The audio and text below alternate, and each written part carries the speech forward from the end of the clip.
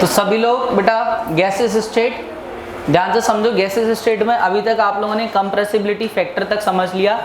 Compressibility factor basically हमें क्या help कर रहा था, ये बताने के लिए कि कौन सी गैस आइडियल है या फिर रियल है, और वहां पर deviation it may be positive, it may be negative, it depends on the value of z, it may be greater than 1 और less than 1। If the value of z is greater than 1 it means positive deviation, if the value of z is less than 1 it means negative deviation. तो इतना अपन ने पढ़ लिया था। अब बेटा जो हम लोग नेक्स्ट टॉपिक पढ़ने जा रहे हैं वो z का कंपैरिजन पढ़ने जा रहे हैं। क्या पढ़ने जा रहे हैं? z का। तो बेटा एक हेडिंग लिखो, सभी लोग लिखो कि variation of z with pressure and temperature, variation of z with pressure and temperature, variation of z with pressure and temperature। तो पहला जो अपने पास टॉपिक है वो है कि z वर्सेस p, यानी कि बेटा अपन क्या सीखने जा रहे हैं अब इधर पे, z वर्सेस p मतलब यहाँ पर जो हम लोग वेरिएशन देख रहे हैं z का with respect to pressure, with respect to pressure. तो बेटा इस पहली हेडिंग को लिखो, मतलब केस नंबर फर्स्ट है ये कि पहले प्रेशर के रिस्पेक्टिव देखेंगे और फिर टेम्परेचर के रिस्पेक्टिव देखेंगे। तो इसमें कुछ इंपॉर्टेंट पॉइंट है, वो पॉइंट लिख लो। जैसे कि पहला पॉइंट है, लिखो, बोले लिखिए hydrogen and helium show positive deviation. Hydrogen and helium मतलब कोई अगर आपसे पूछे कि कौन सी गैस जो है पॉजिटिव डेविएशन दिखाती है तो वो डायरेक्टली आपको याद रखना है, that is hydrogen and helium show positive deviation at all pressure and temperature, at all pressure and temperature, and all pressure and temperature. So their graph is straight line. So their graph is straight line. So their graph is straight line. Straight line. Point number 2 लिखो। Remaining all gases show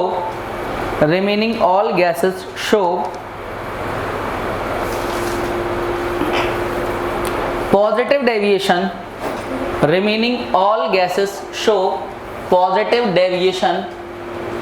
positive deviation, remaining all gases show positive deviation as well as negative deviation, as well as negative deviation. So their graph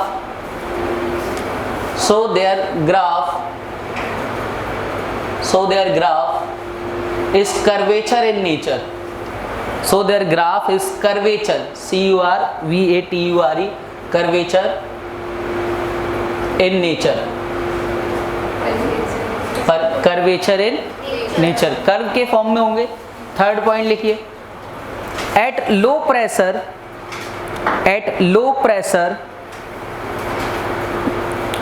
gases show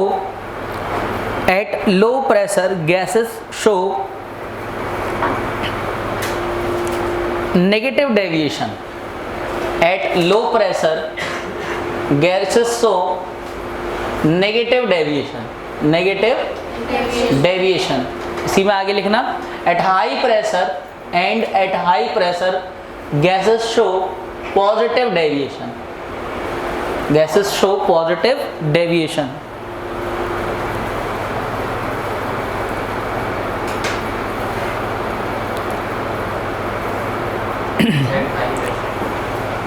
At high pressure gases show positive deviation. ठीक है, एक और point लिख लो, fourth point, higher is the dip, DIP अभी समझाएंगे क्या है ये। Higher is the dip of the curve, higher is the dip of the curve, more will be the deviation,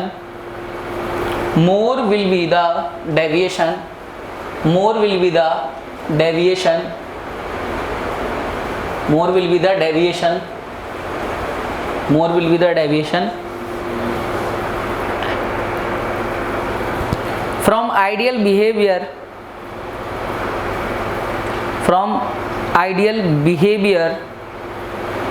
and more will be the attractive force between gas molecules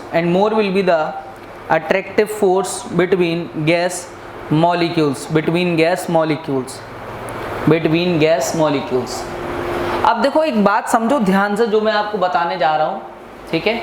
यहाँ पर भले ही मैं इसको एक ही कलर से बना दूँ पर आप लोग उसको कलरफुल डायग्राम बनाइएगा, ध्यान से समझो क्या बनाना है। बेटा हम लोग ये जो ग्राफ बना रहे हैं, इस ग्राफ में मान लो कि ये जो पॉइंट है वो अपने पास बताना चाह रहा है z इक्वल टू 1। कितना बताना चाह रहा है बेटा? मीन्स दिस लाइन जो है, ये वाली जो लाइन है बच्चा, ये हमसे कह रहा है कि यहाँ पर जो हमारे पास जो भी इस पॉइंट पर होंगे वो आइडियल बिहेवियर पे हैं। कैसे बेटे? Ideal behaviour. अब समझो मैंने ये जो पॉइंट ले रखा है, ध्यान से समझना मैं क्या कह रहा हूँ। ये जो मैंने पॉइंट ले रखा है तो यहाँ पर ये प्रेशर है, ये हमारे पास कंप्रेसिबिलिटी फैक्टर है, जिनके बीच में हम ग्राफ प्लॉट करने जा रहे हैं। अगर मैं आपसे कहूँ कि हाइड्रोजन और हीलियम पॉजिटिव डेविएशन दिखाएंगे तो Z का वैल्यू अगर इधर 1 है, इसका मतलब इधर लेस देन और यहाँ पर ग्रेटर देन, तो इस पोर्शन के अंदर जो भी पार्ट ले रहा होगा वो पॉजिटिव डेविएशन होगा और इस पोर्शन के नीचे जो होगा वो नेगेटिव। और मैंने आपको पहला पॉइंट बताया कि हाइड्रोजन और हीलियम जो होते हैं बेटा वो स्ट्रेट लाइन में चलते हैं। कौन कौन? हाइड्रोजन और हीलियम, क्योंकि वो पॉजिटिव डेविएशन दिखा रहे हैं। क्या दिखा रहे हैं? Only positive. और बाकी जो गैसेस हैं वो पॉजिटिव भी दिखा रहे हैं, साथ साथ में नेगेटिव। अब देखो, अब मुझे एक बात बताओ, अगर मैं इस ग्राफ को कुछ इस फॉर्मेट में बनाऊं, इसका मतलब क्या हुआ? इस लाइन का मीनिंग ये हुआ कि भैया जिस तरीके से हमारे पास Z जो है ये इतने पोर्शन में निगेटिव है और इसके बाद क्या है बेटा? पॉजिटिव। मतलब अगर ये किसी गैस के लिए बना हुआ है तो इसका मीनिंग ये है कि ये वाली जो पर्टिकुलर गैस है ये यहाँ से यहाँ तक तो इसने पॉजिटिव डेविएशन दिखाया और फिर क्या दिखा दिया बेटे? नेगेटिव। क्या दिखा दिया बेटे? सॉरी, पहले नेगेटिव दिखा दिया फिर पॉजिटिव। अब एक बात बताओ, ऐसे में बढ़ कौन रहा? प्रेशर। देखो लो प्रेशर पे कैसा डेविएशन है? नेगेटिव। और बेटा हाई प्रेशर पे कैसा है? पॉजिटिव। मैंने आपको पॉइंट नंबर 2 में लिखवाया है कि जितनी भी गैसेस हैं वो पॉजिटिव भी दिखाती हैं और नेगेटिव भी दिखाएंगी, बट लो प्रेशर पे कैसा? नेगेटिव। हाई प्रेशर पे पॉजिटिव। यानी ये जो लाइन है बेटा, जो आप इसको ऐसे बढ़ाने जा रहे हो, ध्यान से समझना कि ये जो आप ऐसे बढ़ाने जा रहे हो, जैसे जैसे प्रेशर बढ़ रहा है ये डेविएशन किसकी तरफ भाग रहा है? पॉजिटिव की तरफ। किसकी तरफ? पॉजिटिव। तो मान लो ये हमारे पास कोई ऐसे रैंडमली कोई गैस बना दी N2। क्या बना दी बेटे? N2। क्यों? क्योंकि हमारे पास केवल और केवल कौन सी गैस है? हाइड्रोजन और हीलियम, जो कि कौन सा डेविएशन दिखाएंगे? और बाकी सारे जो हैं बेटा वो पॉजिटिव भी दिखा सकते हैं और नेगेटिव, बट लो प्रेशर पे नेगेटिव, हाई प्रेशर पे पॉजिटिव। तो इसको बोलते हैं बेटा डिप। क्या बोलते हैं बेटा? डिप। जैसे मान लो एक और ऐसी हमने ऐसी कोई गैस बना दी O2। क्या बना दी बेटे? O2। तो ये यहाँ पर एक बात बताओ, क्या इसका डिप पॉइंट और नीचे है? yes, और अगर मैं आपसे पूछूं कि यहाँ पर N2 और O2 में इन दोनों का जो डिप 1 और डिप 2 है, इन डिप में कौन सा हमारे पास डिप नीचे है? वो किसका है? O2 का। अगर मैं आपसे ये क्वेश्चन पूछूं कौन ज्यादा नेगेटिव बिहेवियर दिखा रहा है, नेगेटिव डेविएशन, वो कौन है बेटा? तो मैंने कहा अगर डिप का वैल्यू हाई हो जाए, यानी डिप जो हमारे पास बढ़ जाए, तो बेटा हमारे पास मोर क्या हो जाएगा? और मैंने एक और बात लिखवाई, अट्रैक्टिव फोर्स क्या हो जाएगा? बढ़ जाएगा। अट्रैक्टिव फोर्स कब डोमिनेट करता है? जब नेगेटिव डेविएशन हो। कौन सा डेविएशन हो? तो यहाँ पर अट्रैक्टिव फोर्स ज्यादा होगा। ये पॉइंट कहलाते हैं डिप। क्या कहलाते हैं ये? Dip 1, dip 2। बात समझ में आ रही है? तो डिप 2 बड़ा है एज कंपेयर टू डिप 1, यानी कितने नीचे तक जा सकता है उसको बोलेंगे डिप पॉइंट। क्या बोलेंगे? Dip point. क्या हमें सारे पॉइंट समझ में आ गए? yes, क्या हमें ग्राफ भी समझ में आ गया? yes, ग्राफ किस किस के बीच में? Compressibility factor and. तो यहाँ पर मैंने आपको बताया कि Z इस पे कितना है बेटे? 1। तो जब आप ये लाइंस ड्रॉ करो तो बेटा अलग अलग कलर से कर देना। क्या हाइड्रोजन हीलियम अलग कलर से, N2 O2, या कोई और गैस बनाना हो तो यहाँ पर जैसे मान लो मैंने एक और थर्ड गैस ऐसे ही बना दी इस तरीके से, तो इसका मीनिंग क्या हुआ कि इसका डिप और बड़ा है। मान लो मीथेन गैस ले ली। कौन सी गैस ले ली बेटे? मैंने यहाँ पे लिख दिया CH4। क्या लिख दिया? CH4। अच्छा ये पॉइंट तो बेटा हाइड्रोजन है और क्या है साथ में? हीलियम है। तो यहाँ पर एक बात बताओ, इसका डिप और नीचे, यानी इस पॉइंट तक तो इसने नेगेटिव डेविएशन दिखाया, बट प्रेशर बढ़ने के साथ साथ इसने कौन सा डेविएशन दिखाया? पॉजिटिव। बात क्लियर है? तो इस तरीके से हमारे पास अगर ग्राफ मिल जाएंगे और कोई आपसे ग्राफ के अंदर पूछ ले कि भाई बताओ कि सबसे ज्यादा अट्रैक्टिव फोर्स कौन दिखाएगा, तो जिसका डिप पॉइंट सबसे नीचे होगा उसका अट्रैक्टिव फोर्स या रिपल्सिव फोर्स उतना ही कम, या रिपल्सिव फोर्स उतना ही उल्टे तरीके से भी पूछा जा सकता है। कोई दिक्कत? समझ में आ गया? जल्दी से पहले इसको बनाओ, फिर अपन आते हैं टेम्परेचर वर्सेस जेड के बीच में। देखो ये एक क्वेश्चन है, सुनो ध्यान से। इस क्वेश्चन में ना अपन से कह रहा है कि कुछ डेविएशन है बिटवीन Z और P के बीच में 4 गैसेस के ABCD। कह रहा है अरेंज देम, मतलब क्वेश्चन लिख लो, arrange them in increasing order of attractive force, in increasing order of attractive force, attractive force. तो अट्रैक्टिव फोर्स का ऑर्डर क्या होगा बताओ जरा? क्या होगा? DC। समझ में आ गया कैसे? भैया सबसे मतलब ऑर्डर में सबसे आगे कौन? D, फिर C, फिर B, फिर A। था बच्चों वाला क्वेश्चन? अब मैं अगर ABCD के प्लेस पे आपको कोई गैस लिख देता तो आप वैसे अरेंज कर देते, क्योंकि आपको तो लेना देना केवल किससे है? ग्राफ से लेना देना है। समझ गए ना? जितना ज्यादा नीचे तक जाएगा उतना ज्यादा अट्रैक्टिव फोर्स, रिपल्सिव फोर्स का ऑर्डर जस्ट उल्टा। समझ गए ना? चलिए एक और केस नंबर 2 हेडिंग लगाइए, केस नंबर 2। इसके लिए स्पेस छोड़ दो फिर लिखते रहना। केस नंबर 2 समझ लो। केस नंबर 2 अपने पास क्या है? Z versus temperature. अभी क्या था? Z versus pressure. अगर Z वर्सेस हमारे पास टेम्परेचर के केस में आ जाए, ठीक है, तब हम लोग जो ग्राफ बनाएंगे वो बनाएंगे Z वर्सेस P के बीच में, बट जो लाइन डिनोट करेंगे वो होंगी टेम्परेचर्स की। किसकी होंगी? समझाता हूं कैसे। पहले आप लोग ये हेडिंग लिखो, Z वर्सेस T, इसमें लिखो on increasing the temperature, on increasing the temperature, on increasing the temperature gas approach to ideal behaviour, gas approach to ideal behaviour, that is the dip of the curve decreases, the dip of the curve decreases, the dip of the curve decreases। अब what is the meaning of this line? समझो। देखो अगर हम बात करें, मान लो ये अपने पास Z, ये अपने पास P, ये Z का वैल्यू इधर पे कितना मान लिया अपन ने? 1 मान लिया। अब हो क्या रहा? आपने देखा कि टेम्परेचर T1 था और ये अपने पास कुछ इस तरीके से ग्राफ बन के आया, और जैसे ही बेटा आपने टेम्परेचर चेंज कर दिया, टेम्परेचर आपने T2 कर दिया, तो हो सकता है कि यही गैस जो है बेटा वो और करीब आने लगे किसके बेटे? आइडियल बिहेवियर के, यानी डिप का वैल्यू कम हो जाए। याद रखना ये वाली जो लाइन है, ऊपर वाली लाइन वो T2 के लिए है, नीचे वाली लाइन किसके लिए है? T1 के लिए है। और अगर इसकी हम बात करें बेटा तो ये हमारे पास और इसकी तरफ आ गया, यानी T3। Means as increasing the temperature, अगर टेम्परेचर बढ़ाते जाओगे तब क्या होगा बेटा? गैस जो है आपको पता है कि हाई टेम्परेचर और लो प्रेशर पे किसकी तरह वर्क करती है? वो आइडियल बिहेवियर की तरह। तो अगर मैं यहाँ पर टेम्परेचर इंक्रीज करूंगा तो ये वाले जो लाइन होगा, मतलब ऊपर वाला पोर्शन होगा, वो धीरे धीरे नीचे आने लगेगा। किसकी तरफ टेंड्स करने लगेगा? Ideal behaviour. मतलब डिप जो है वो छोटा होने लगेगा और यहाँ से लाइन किसकी तरफ आने लगेगी?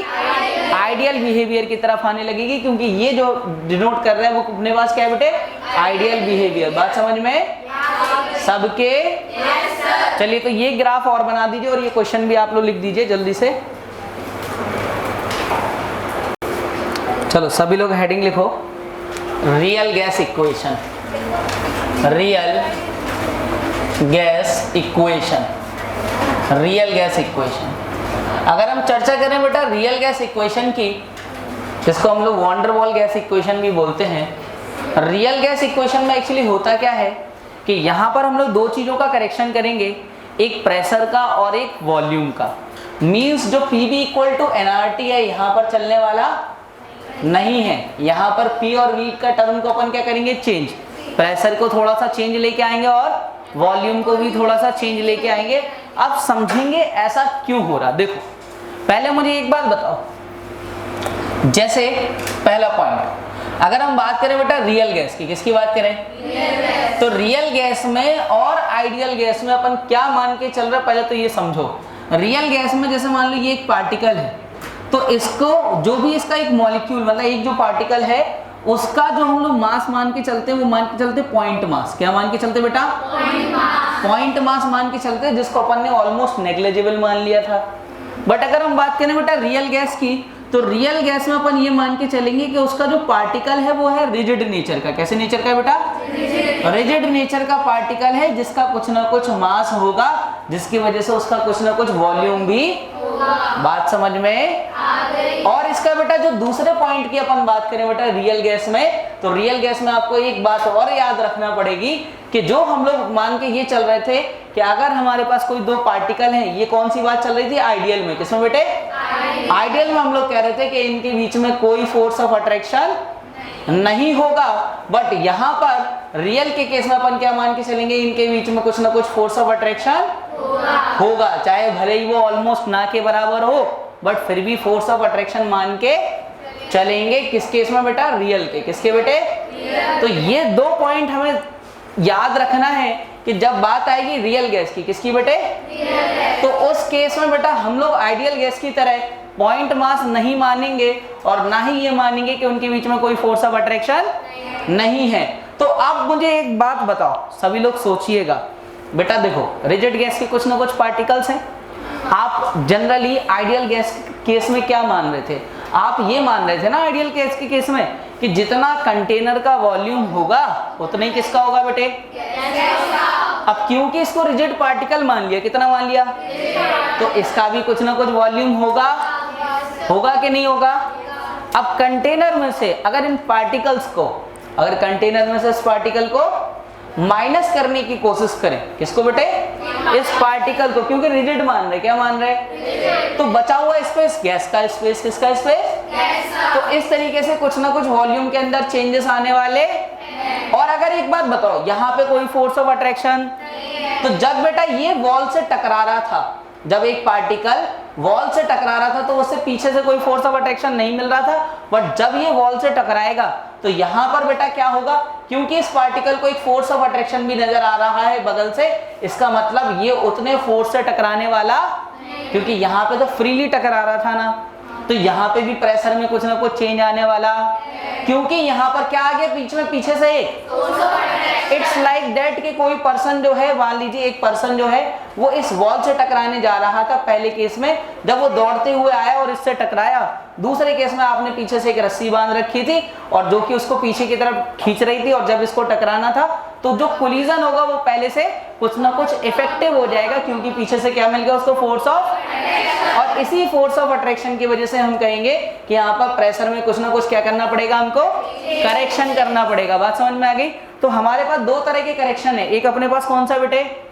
Volume correction. दूसरा, तो जल्दी से बेटा आप केवल ये हेडिंग लिखिए रियल गैस इक्वेशन, और इसमें पॉइंट वाइज लिखिएगा।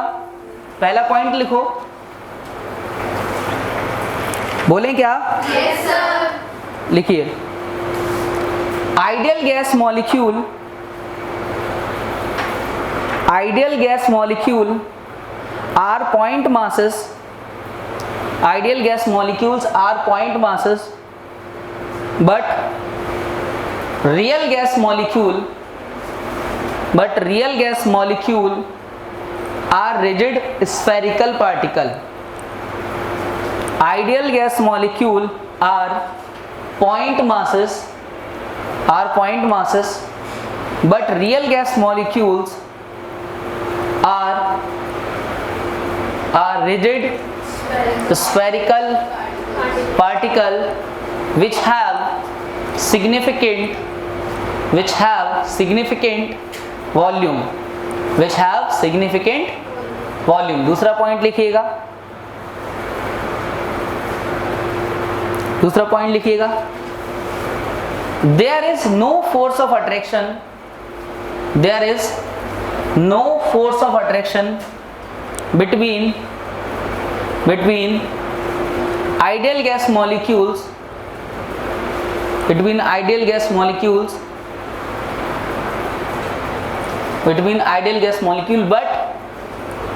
but in case of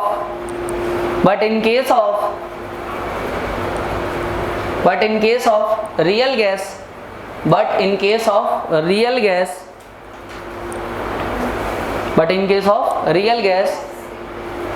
there is a significant force of attraction. There is a significant force of attraction. There is a significant force of attraction. So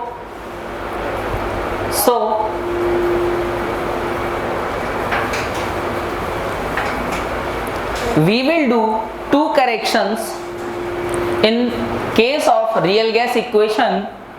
We will do two correction in case of a real gas equation. One is volume correction and second is pressure correction. One is volume correction and second is pressure correction. अब याद रखना कि हमारे syllabus के अंदर जो correction जो हमको पढ़ना है वॉल्यूम और प्रेशर का, वो पढ़ना है वॉन डेर वाल वाला. कौन सा वाला? इसका मतलब कुछ और लोगों ने भी करेक्शन किया है, पर हम लोग केवल अभी कौन सा पढ़ रहे हैं? वॉन डेर वाल वाला. तो अब हम लोग जो सीखेंगे वो यही सीखेंगे कि वॉन डेर वाल करेक्शन और वॉन डेर वाल करेक्शन में कौन सा? प्रेशर और वॉल्यूम करेक्शन. ठीक है.